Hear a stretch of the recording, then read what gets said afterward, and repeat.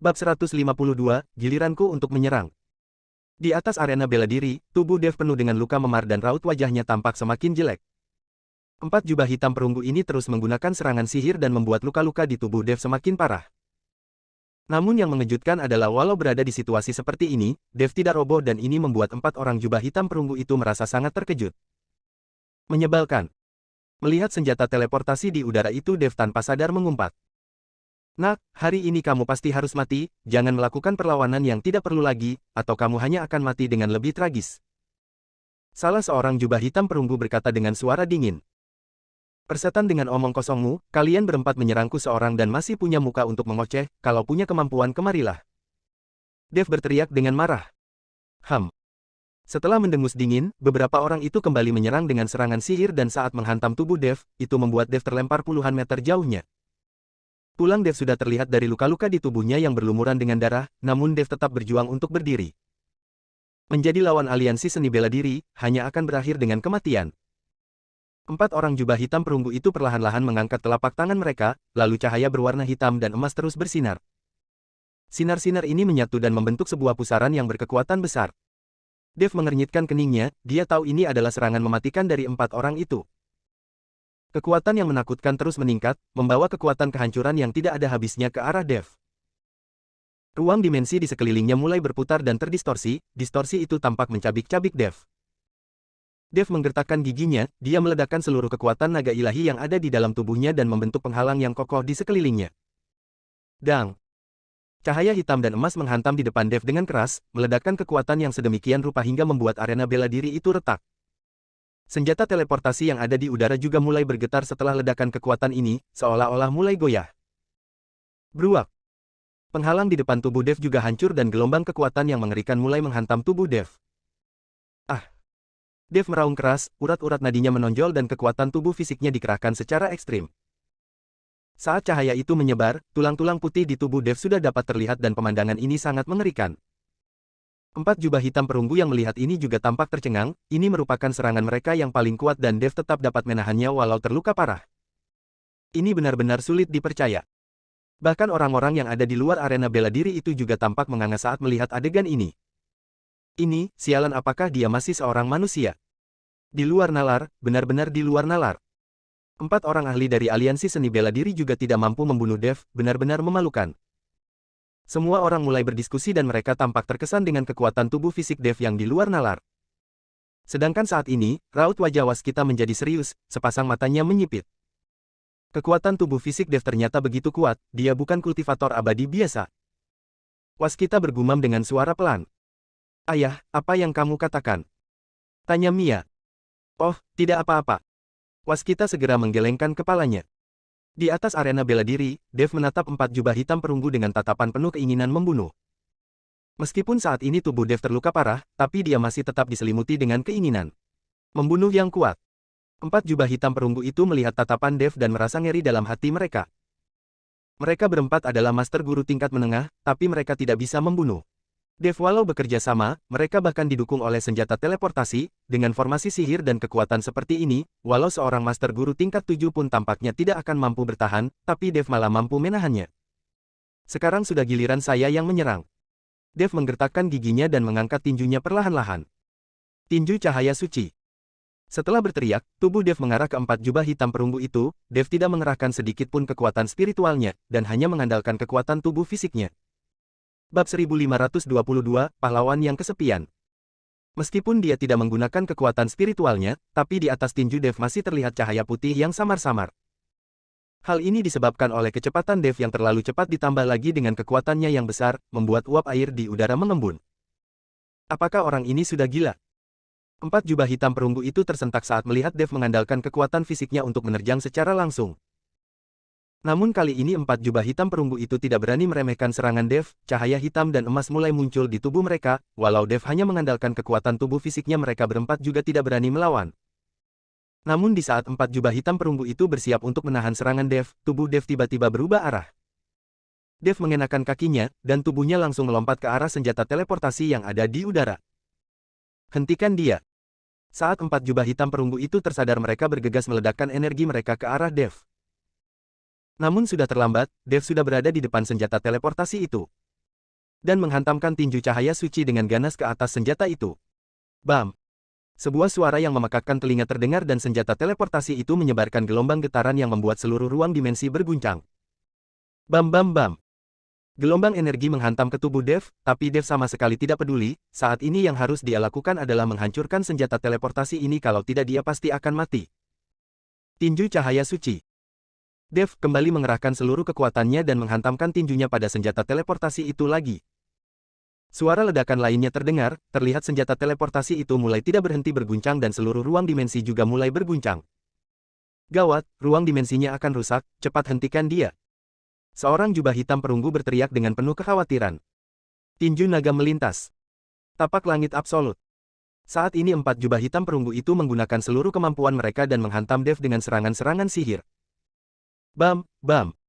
Beberapa serangan sihir langsung menghantam tubuh Dev, membuat tubuh Dev langsung terlempar lurus ke atas dan menghantam senjata teleportasi itu dengan keras. Senjata teleportasi yang awalnya sudah berguncang saat ini langsung terjatuh dan menghantam tanah lalu hancur berkeping-keping. Ruang dimensi itu juga seketika menghilang tanpa jejak. Tubuh Dev kemudian terjatuh di atas arena bela diri dengan keras dan langsung membentuk sebuah kawah besar di atas arena bela diri itu. Ruang dimensi hancur dan para penonton dapat melihat pertarungan yang ada di depan mereka. Secara nyata, semua orang menatap Dev yang di dalam kawah, bertanya-tanya apa yang terjadi padanya. Banyak di antara mereka yang berharap di dalam hati mereka agar Dev bisa bangkit. Tidak semua keluarga dan klan bela diri ini patuh pada aliansi seni bela diri, banyak di antara mereka yang tidak setuju dengan apa yang dilakukan oleh aliansi seni bela diri Kota Gama.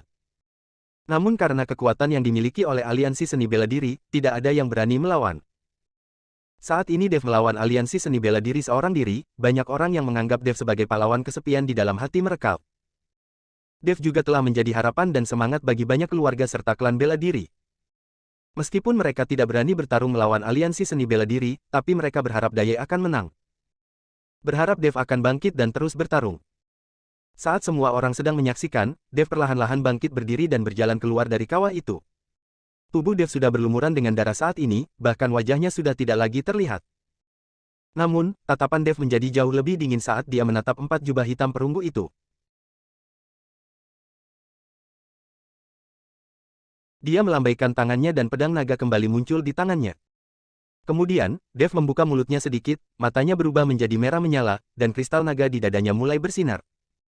Kekuatan naga ilahi yang tidak ada habisnya disalurkan ke dalam pedang naga. Aura di tubuh Dev juga meningkat hingga titik ekstrim. Keinginan membunuh yang menakutkan seketika menyelimuti 4 jubali hitam perunggu itu dan pedang naga di tangan Dev seolah merespons pada keinginan membunuh di tubuh Dev dengan mengeluarkan suara dengungannya yang penuh semangat. Bab 1523, tidak akan berhenti sebelum mati. Hari ini, saya tidak akan berhenti sebelum mati. Dev berkata dengan perlahan, staranya sedingin es seolah suara itu berasal dari neraka tingkat 9. Tubuh 4 orang jubah hitam perunggu itu bergetar dan tatapan mata mereka berkilat dengan rasa takut. Dev bergerak, tubuhnya bagaikan meteor yang langsung melesat dalam sekejap. Pedang naga di tangannya menebas dengan melengkung di udara, energi pedang yang menyilaukan itu tampak seperti pisau celurit yang langsung menebas ke arah 4 jubah hitam perunggu itu. 4 jubah hitam perunggu itu terkejut dan bergegas memancarkan sinar hitam dan emas lalu membentuk sebuah penghalang di depan tubuh mereka untuk menangkis serangan pedang itu. Dang dang dang. Energi pedang menghantam penghalang berwarna hitam emas itu dan menimbulkan suara dentingan logam. Tidak lama kemudian, penghalang itu hancur dan sayatan-sayatan pedang muncul di depan dada 4 jubah hitam perunggu itu. Darah segar mengucur deras. Melihat diri mereka yang terluka, 4 jubah hitam perunggu itu menjadi sangat marah. 4 orang itu menyerang Dev secara bersamaan, 4 sinar cahaya yang menakutkan langsung menerjang ke arah Dev. Dev menggertakkan giginya dan menargetkan salah satu dari mereka lalu mengayunkan pedang naga di tangannya. Gerakan Dev sangat cepat, hingga hanya terlihat bayangan Dev yang melintas di udara. Melihat Dev menerjang ke arahnya, tatapan mata jubah hitam perunggu itu menunjukkan kepanikan dan secara naluriah melangkah mundur sambil membuat formasi sihir dengan tangannya untuk menghentikan Dev. Namun Dev tidak memedulikan hal itu dan membiarkan formasi sihir itu terus menghantam tubuhnya, mengoyak tubuhnya. Cara bertarung Dev jelas-jelas sedang menukar nyawa dengan nyawa. Apakah Dev ini sudah gila? Melihat pemandangan itu Arthur hanya merasakan hawa dingin menjalar di punggungnya. Tidak lama kemudian, pedang naga yang tajam langsung menembus tubuh jubah hitam perunggu itu dan sepasang mata jubah hitam perunggu itu membelalak sambil menatap dadanya yang tertusuk, tatapannya dipenuhi dengan ketidakpercayaan. Darah segar menyembur keluar dan kabut hitam keluar dari mulut jubah hitam perunggu itu. Dev yang melihat ini segera mengayunkan pedang naga di tangannya secara horizontal, tubuh jubah hitam perunggu itu langsung terpotong menjadi dua bagian, lalu Dev mulai melafalkan mantra dan nyala api berwarna biru muda mulai membakar bilah pedang naga. Ini adalah api spiritual, yang dapat menghadapi roh spiritual yang melarikan diri. Dev kemudian melambaikan tangannya dan api spiritual itu langsung mengarah ke arah kabut hitam dan saat menyentuh kabut hitam itu, kobaran api langsung menyala. Kobaran api itu membumbung tinggi di udara, terdengar suara jeritan di tengah-tengah kobaran api itu yang membuat orang yang mendengarnya bergidik ngeri. Banyak jeritan yang mereda dan kobaran api perlahan-lahan padam. Seorang jubah hitam perunggu sudah hancur total. 3 jubah hitam perunggu yang tersisa melihat hal ini dan hanya bisa bertarung sekuat tenaga mereka. Tapak langit absolut. 3 orang itu mengaktifkan mantra mereka dan mulai menyerang Dev lagi. Sedangkan Dev kembali melakukan trik yang sama, pedang naga di tangannya bersinar dengan terang, dan sebuah energi pedang melesat keluar. 3 orang yang melihat hal ini segera bergabung dan cahaya hitam emas yang menakutkan menghalangi energi pedang Dev.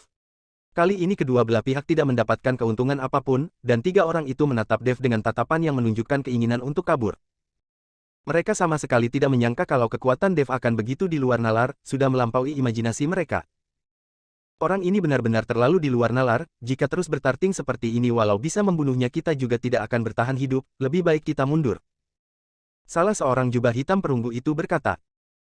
2 orang lainnya saling berpandangan lalu mengangguk, namun mereka tidak berani berbalik dan kabur begitu saja, mereka takut Dev akan melancarkan serangan mendadak dari belakang dan pasti akan mencabut nyawa mereka, jadi mereka hanya bisa memperhatikan Dev sambil mencari kesempatan untuk melarikan diri. Sedangkan saat ini Dev juga sudah merasa sangat cemas dalam hatinya. Sekarang dia sudah tidak memiliki banyak kekuatan spiritual yang tersisa di dalam tubuhnya untuk mendukungnya, meskipun tubuh fisiknya sangat kuat tapi setelah mengalami hantaman yang begitu parah, Dev yang masih dapat berdiri sudah merupakan keajaiban. Bab 1524, sudah kabur. Saat ini Dev sudah merasakan penglihatannya mulai kabur, dan dia tidak tahu kapan dia akan ambruk. Mauilah. Dev menggigit ujung lidahnya dengan keras dan aliran darah merah seketika menstimulasi Dev, dalam sekejap aura Dev juga meningkat pesat. 3 orang jubah hitam perunggu yang tersisa juga tercengang saat melihat pemandangan itu. Anak ini sudah gila, dia membakar esensi darahnya, bukankah ini sama saja ingin kita mati bersama dengannya, ayo cepat pergi. Seorang jubah hitam perunggu yang melihat itu terkejut dan bergegas kabir. 2 jubah hitam perunggu yang tersisa juga tidak ragu-ragu, 2 kabut hitam muncul dan menyelimuti seluruh arena bela diri dengan kabut hitam. Saat kabut hitam itu menghilang, di atas arena bela diri yang besar hanya tersisa Dev seorang yang berdiri dengan pedang naga di tangannya yang menopangnya.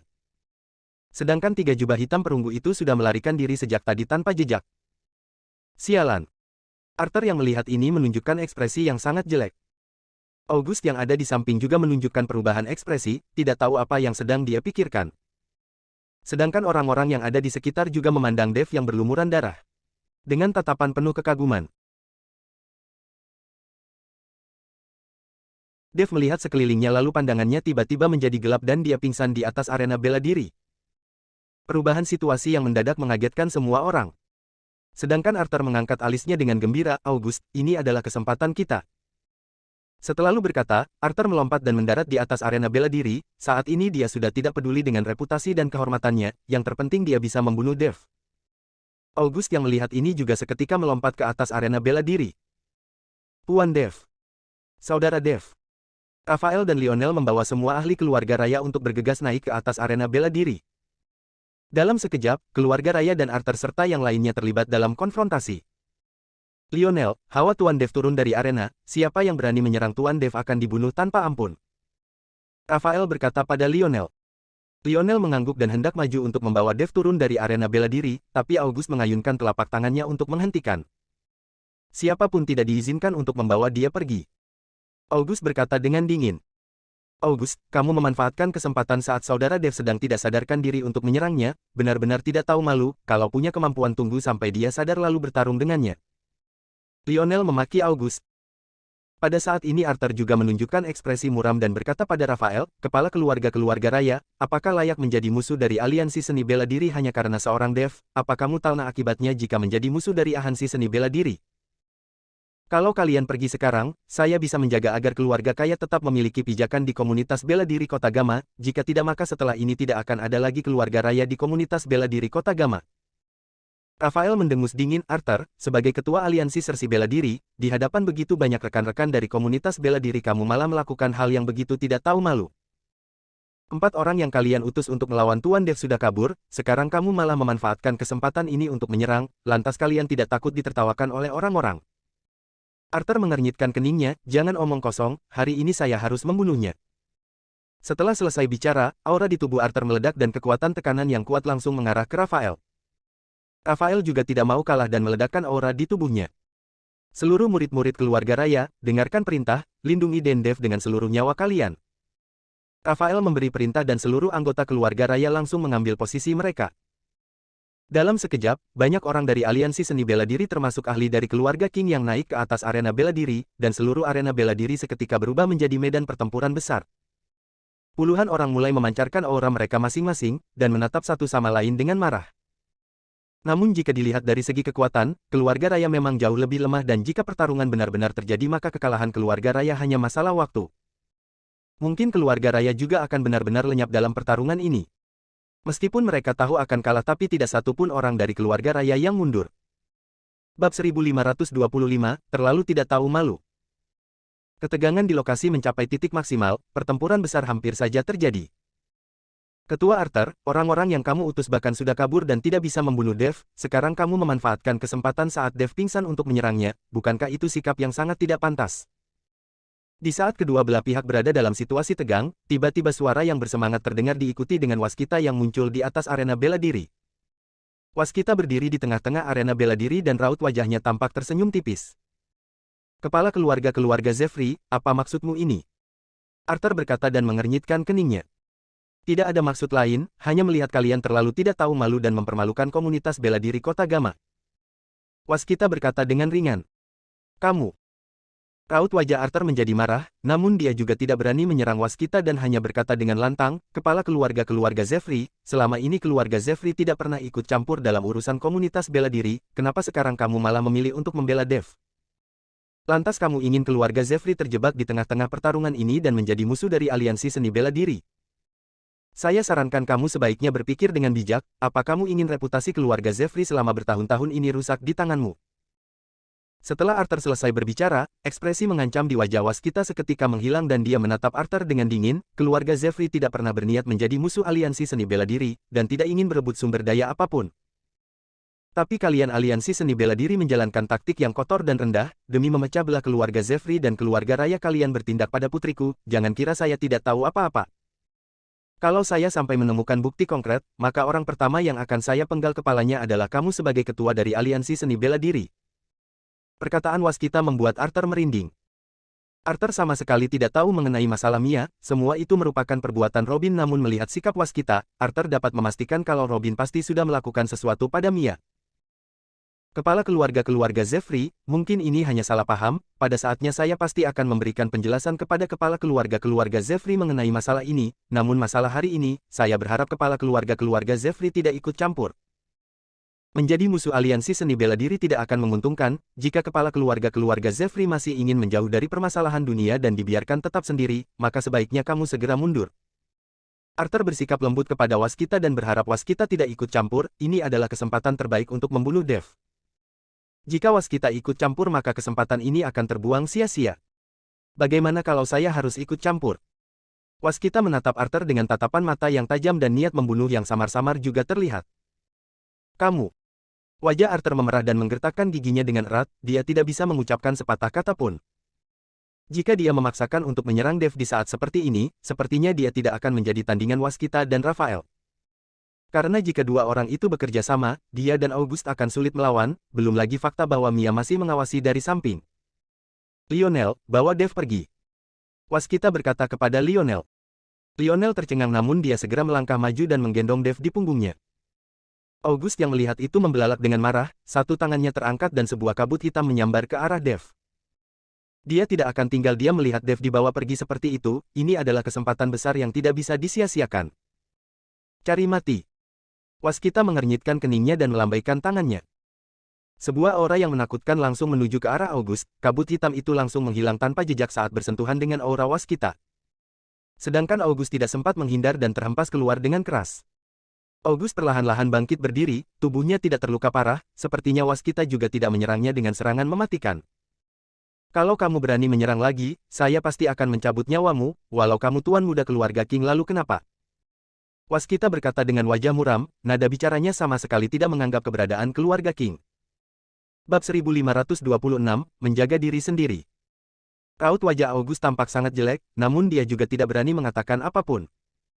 Tamparan santai dari Waskita tadi sudah membuat dia tahu betapa jauhnya perbedaan kekuatannya dengan Waskita. Tidak ada yang menduga bahwa Waskita, yang selama ini menjauh dari pertikaian dunia, memiliki kekuatan yang begitu kuat. Kepala keluarga Zefri, kamu harus memikirkannya dengan baik. Arthur merasa hatinya bergetar saat ia melihat kekuatan yang ditunjukkan oleh Waskita.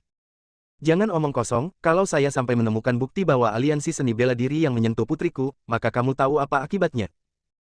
Setelah selesai bicara, Waskita berbalik dan menatap Rafael, saudara Rafael, ayo kita pergi. Rafael yang melihat itu segera membawa anak buahnya pergi bersama dengan Waskita. Melihat Dev dibawa pergi, Arthur berteriak dengan keras, kalian tunggu saja, saya akan membuat kalian semua membayar harganya. Di sisi lain, August juga menyipitkan matanya dan ekspresinya tampak muram. Saat ini dia sedang mengalami pukulan berat, dia selalu mengira kalau dia yang dirasuki oleh roh spiritual ditambah dengan bakatnya sendiri akan membuat kecepatan kultivasinya menjadi sangat cepat. Sekarang dia juga merupakan seseorang yang memiliki posisi penting di komunitas bela diri Kota Gamma. Tapi setiap pukulan yang dia terima membuatnya menyadari kenyataan bahwa selalu ada langit di atas langit, di luar sana banyak orang yang jauh lebih hebat daripada dia. Kepala keluarga Zefri, saya benar-benar sangat berterima kasih kepadamu, kali ini semua berkat bantuanmu, kalau tidak kami dan Tuan Dev mungkin sudah terkubur di arena bela diri. Di tengah perjalanan, Rafael tiba-tiba berlutut dan berterima kasih kepada Waskita. Rafael tahu jika Waskita tidak maju maka mereka tidak akan bisa pergi. Tidak masalah jika mereka harus mati, tapi Dev tidak boleh mati. Jika bukan karena Dev, maka tidak ada keluarga raya yang saat ini. Rafael pernah bersalah kepada Dev, dia tidak akan melakukan kesalahan seperti itu lagi, jadi demi Dev dia bisa saja mati. Saudara Rafael, apa yang sedang kamu lakukan? Saya hanya tidak menyukai perbuatan aliansi seni bela diri itu saja. Terlebih lagi, masalah putriku juga pasti dilakukan oleh orang-orang aliansi seni bela diri, setelah saya mendapatkan bukti saya akan langsung meminta penjelasan kepada mereka. Waskita memapah Rafael berdiri lalu melanjutkan perkataannya, saudara Rafael, kemana kamu berniat membawa Dev? Rafael melihat Dev yang sekujur tubuhnya penuh dengan luka, dia ragu-ragu sejenak lalu berkata dengan tidak berdaya, Tuan Dev terluka parah, jadi dia hanya bisa dibawa ke keluarga raya terlebih dulu untuk memberinya waktu istirahat beberapa hari sebelum memutuskan langkah selanjutnya. Saudara Rafael, aliansi seni bela diri dan keluarga King pasti mengincar Dev, jika kamu membawanya ke keluarga raya dan aliansi seni bela diri mengutus orang untuk mengejarnya apakah keluarga raya mampu melawan? Tanya Waskita. Rafael tercengang lalu menggelengkan kepalanya dengan malu, tidak bisa, namun jika mengantar Tuan Dev ke lembah pengobatan sekarang, sepertinya tubuhnya tidak akan bisa bertahan. Saat ini Dev sudah berlumuran darah dan menjadi manusia darah, dia tampak akan mati setiap saat. Saudara Rafael, kalau kamu mempercayaiku, maka bawa Dev ke rumahku, saya yakin aliansi seni bela diri tidak akan berani mendatangiku, dan tidak akan berpikir bahwa Dev akan memulihkan diri di kediaman keluarga Zefri. Waskita berkata dengan tulus. Rafael melirik Dev yang pingsan lalu mengangguk dengan berat hati, baik, kalau begitu saya berterima kasih kepada kepala keluarga Zefri. Segera, Dev diantar ke kediaman keluarga Zefri untuk memulihkan lukanya, dan Waskita menyiapkan kamar yang sangat nyaman untuk Dev. Ayah, mengapa kamu meninggalkan tradisi leluhur dan terlibat dalam masalah dunia bela diri hanya demi seorang Dev? Mia bertanya dengan sangat bingung. Keluarga Zefri memiliki aturan dari leluhur yang melarang keterlibatan dalam permasalahan dunia bela diri. Jadi selama bertahun-tahun, keluarga Zefri selalu menjaga jarak dan tidak pernah berselisih dengan siapapun. Ada beberapa hal yang bukan hanya tentang berusaha menjaga diri sendiri saja, sekarang dunia bela diri mengalami perubahan besar, kedepannya tidak akan ada lagi hari-hari yang damai, banyak hal yang tidak kamu ketahui, dan tidak perlu kamu ketahui, kamu hanya perlu fokus pada latihanmu saja. Waskita mengusir Mia dan mengeluarkan sebuah pil hitam yang lengket, lalu memasukkannya ke dalam mulut Dev dan pergi. Bab 1527, Bersaksi. Aliansi Seni Bela Diri. Robin sedang duduk di aula utama sambil menyeruput teh, dia tahu jika 4 orang jubah hitam perunggu turun tangan maka Dev pasti akan mati. Meskipun tidak bisa membunuh Dev langsung dan membalaskan dendam ayahnya, Robin tidak peduli. Ambisinya saat ini lebih besar dari sekedar pembalasan dendam. Di saat ini, 3 orang jubah hitam perunggu tiba-tiba kembali dengan tergesa-gesa. Melihat orang yang datang, Robin langsung bangkit berdiri untuk menyambut mereka. Sebagai sesama jubah hitam perunggu, Robin juga tidak berani berlagak sok hebat di depan orang-orang ini. Namun saat melihat luka-luka di tubuh mereka dan hanya 3 dari mereka yang kembali, dia memiliki firasat buruk di dalam hatinya. Apakah Dev sudah dibunuh? Robin bertanya dengan curiga. Tiga orang jubah hitam perunggu itu tidak berbicara, namun malah mengambil secangkir teh dan langsung meneguknya. Setelah beberapa saat kemudian, salah seorang jubah hitam perunggu berkata, kekuatan Dev itu melebihi dugaan kita, sebenarnya bagaimana kamu memberikan informasi itu? Sekarang kita telah kehilangan sebuah senjata teleportasi, salah satu dari kami tewas, kamu pikirkan saja alasan dan bagaimana cara menjelaskannya kepada Maha Kuasa. Robin yang mendengarnya seketika termenung. Tidak mungkin, walau Dev memiliki kekuatan yang hebat tapi tidak mungkin bisa menjadi tandingan kalian berempat, bagaimana bisa menjadi seperti ini? Robin tidak mengerti, bagaimana mungkin 4 orang master guru tingkat menengah yang merupakan anggota jubah hitam perunggu, ditambah dengan sebuah senjata teleportasi masih tidak bisa membunuh Dev. Walau kekuatan Dev berkembang dengan pesat, tidak mungkin bisa di luar nalar seperti ini. Apa maksudmu? Tiga orang jubah hitam perunggu itu menatap Robin bersamaan, kamu ingin mengatakan kalau kami tidak berusaha semaksimal mungkin. Tiga orang itu memberikan tatapan dingin dan dipenuhi dengan niat mengancam yang kuat. Mereka tahu jika mereka tidak berusaha sepenuh hati, mereka akan menghadapi konsekuensi gagal menjalankan tugas. Bukan itu maksudku, saya hanya merasa ini sedikit sulit dipercaya. Robin berkata sambil mengernyitkan keningnya. Kita bicarakan lagi setelah Ketua Arthur kembali, dia ada di lokasi dan melihat semua kejadiannya, dia bisa bersaksi untuk kami. Salah seorang jubah hitam perunggu angkat bicara, lalu langsung duduk dan tidak mengatakan apapun lagi. Robin juga kembali duduk, sekarang dia hanya bisa menunggu Arthur kembali untuk membicarakannya, masalah yang pada awalnya sudah begitu pasti entah kenapa bisa menjadi seperti ini.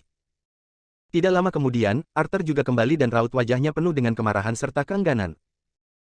Jika bukan karena waskita ikut campur, Dev pasti sudah mati, jika bukan karena tiga jubah hitam perunggu itu mundur dari pertarungan maka Dev pasti tidak akan bisa bertahan. Dasar sampah. Arthur mengumpat dengan keras, namun tidak ada gunanya dia mengumpat, di dunia ini tidak ada hal yang tidak mungkin. Melihat Arthur kembali, Robin bergegas menghampirinya. Ketua Arthur, apa yang terjadi dengan Dev? Kenapa 4 orang jubah hitam perunggu juga tidak mampu membunuhnya? Robin bertanya dengan bingung. Kalau bukan karena jubah hitam perunggu ini kabur karena ketakutan pada akhirnya, Dev pasti sudah mati. Arthur melirik tiga jubah hitam perunggu itu dan berkata dengan penuh kemarahan. Status para jubah hitam perunggu ini lebih tinggi daripada Arthur, kalau tidak Arthur pasti sudah memerintahkan untuk menghukum mati tiga jubah hitam perunggu yang melarikan diri ini sekarang. Kabur, Robin tercengang dan melirik tiga jubah hitam perunggu itu sekilas. Arthur, bicara omong kosong apa kamu? Apa kami disebut melarikan diri? Apa kamu tidak melihat dengan jelas situasi saat itu? Dev menghancurkan senjata teleportasi dan membunuh salah satu saudara kami. Pada akhirnya dia mulai membakar esensi darah dan ingin mati bersama kami, jika kami terus bertarung maka bukankah itu sama saja dengan mati sia-sia? Tiga orang itu berteriak pada Arthur dan mulai mencari pembelaan untuk diri mereka sendiri. Setelah kalian kabur, Dev langsung pingsan, dia sudah berada di ujung tanduk dan membakar esensi darah hanya untuk menakut-nakuti kalian. Arthur menatap tiga jubah hitam perunggu yang masih mempunyai muka untuk membela diri, dan berkata dengan penuh penghinaan. Karena sudah pingsan, apakah kamu sudah membunuh Dev? Salah seorang jubah hitam perunggu bertanya. Saya. Arthur terdiam sejenak. Ketua Arthur, karena Dev sudah berada di ujung tanduk dan pingsan, kamu seharusnya dapat membunuh dia dengan mudah, apakah kamu sudah membunuhnya? Robin juga bertanya pada Arthur. Bersambung.